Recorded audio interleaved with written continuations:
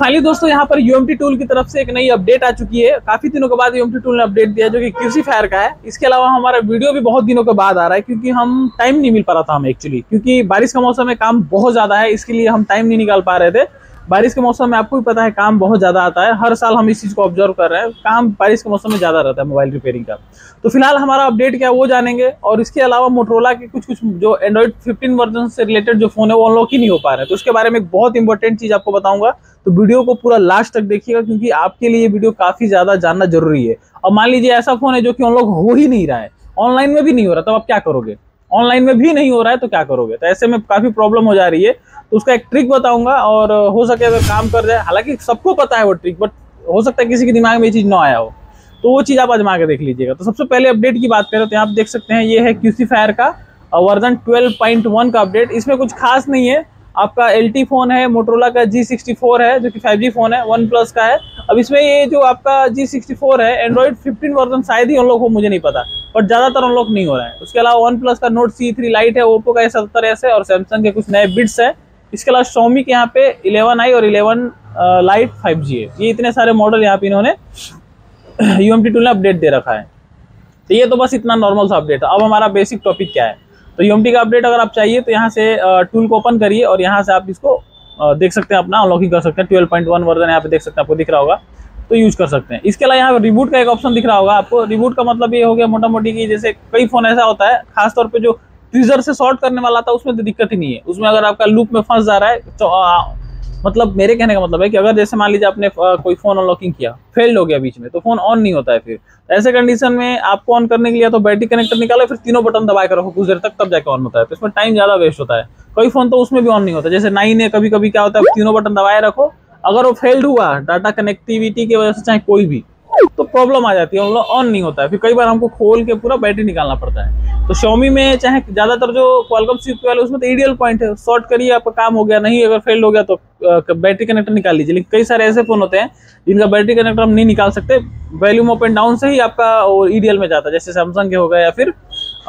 Motorola नहीं sorry ये आपका रियलमी ओप्पो हो गया। तो ये सभी में प्रॉब्लम होती है, वो डायरेक्टली बटन से हो जाता है। तो उसको रिबूट करके यहाँ से अगर लूप में फंस जा रहा है तो आप उसको रिकवर कर सकते हैं, चालू कर सकते हैं। तो ये आपका अपडेट है और ये अपना टूल है। और यहाँ पे यूज यूएमटी ऑथ सर्वर है, Xiaomi का अलग से जो न्यू ऑथ बाईपास सर्वर, ये दोनों चेक मार्क रहने से ये फायदा होता है। अब ये सब चीज इसलिए बता रहा हूँ, कई लोगों को नहीं पता होता है। तो ये सारी चीजों के बारे में अगर आपको नहीं पता है तो इस पे मैंने डिटेल में बता रखा है, एक वीडियो बना के डिस्क्रिप्शन में लिंक दे दूंगा, आप जाके देख लीजिएगा इसका एक एक चीज के बारे में। यहाँ पे ये UFS eMMC इसका कब यूज होता है, ये सारी चीजों का कब यूज होता है, सब कुछ बता रखा हमने। मोटा मोटी अगर बताऊं तो ये सब पे चेक मार्क रहने से ये फायदा है कि अगर आपका कोई ऑथ वाला फोन है तो भी ये बता देगा, क्रेडिट वगैरह दिखा देगा, कितना क्रेडिट यूज करके आप उसको यूज कर सकते हैं। नहीं चेक मार्क लाएंगे नहीं दिखाएगा, ये कहने का मतलब है।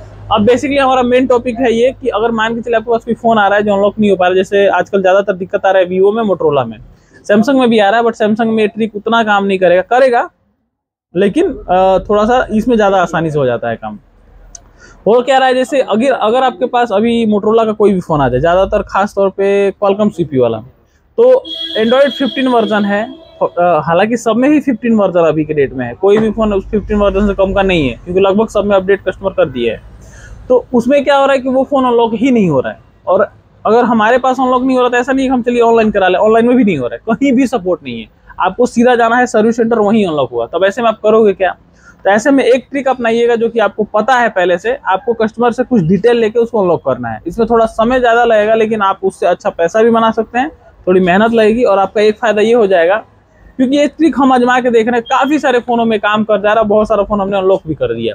अब जैसे एक मोटरोला का फोन था, ऑनलाइन हमने पता किया, सपोर्ट नहीं था हमारे पास, देखे हमारे टूल में भी काम नहीं कर रहा है, कहीं से भी नहीं हुआ, सीधा ऑप्शन बचा सर्विस सेंटर का। हमने बोला चलो ठीक है, कस्टमर को बोले काम करो, दुकान वाले का फोन था, हमने बोला कस्टमर को बुलाओ एक बार, अब मजबूरी है बुलाना ही पड़ेगा, कस्टमर को बुलाओ। तो कस्टमर आए हमारे शॉप पे, उनसे हमने पूछा उनका डिटेल। पहले क्वेश्चन उनसे ये पूछना है कि आपका जो नंबर उसके अंदर जो आप यूज कर रहे हो, पहले कोई और था कि अभी भी मतलब शुरू से वही नंबर है, अगर वो बता दिए। दूसरा वैल्यूएबल क्वेश्चन ये होगा कि इसके अंदर जो आपका आईडी चला रहे हो उसमें क्या नाम से था। अगर ये दो चीज आपको कंफर्म पता चल जाए तो बाकी सारा कुछ आप रिकवर कर सकते हो।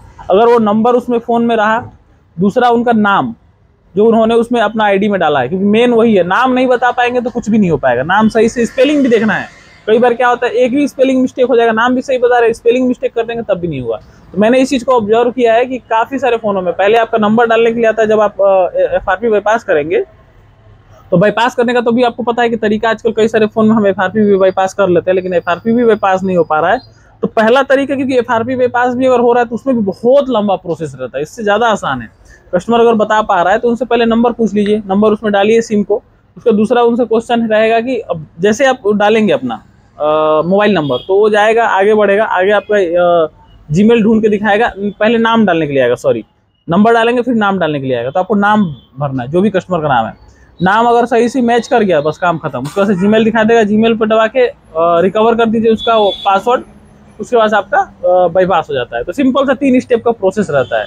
बस 2 चीज़ सही बताना है, जो उसमें नंबर पहले से यूज करते हैं वो मिल जाए, और दूसरा चीज़ उसमें जो उनका नाम है। तो इस तरीके से आप करके देखिए, काफ़ी सारे फ़ोन हो जा रहे हैं। क्योंकि मेरे पता तो सबको है, लेकिन दिमाग में नहीं आता है कि हम ये चीज़ करें। हम सोचते हैं कि हमारे पास फ़ोन आया और फटाक से उसको हम कंप्यूटर्स किए, नहीं हुआ ऑनलाइन नहीं किए, दिमाग में ही नहीं आया कि एक बार ये भी ट्राई कर ले। इसलिए मैंने ये चीज़ बताया आपको कि जो फ़ोन कहीं भी नहीं हो रहा है, सर्विस सेंटर भेजने से अच्छा आप खुद करके इस चीज़ को ट्राई कर सकते हैं। तो बस इस वीडियो में इतना ही। अगर आपको ये वीडियो अच्छा लगा तो लाइक करिएगा, चैनल को सब्सक्राइब करिएगा। मिलेंगे किसी और वीडियो में, तब तक के लिए जय हिंद दोस्तों।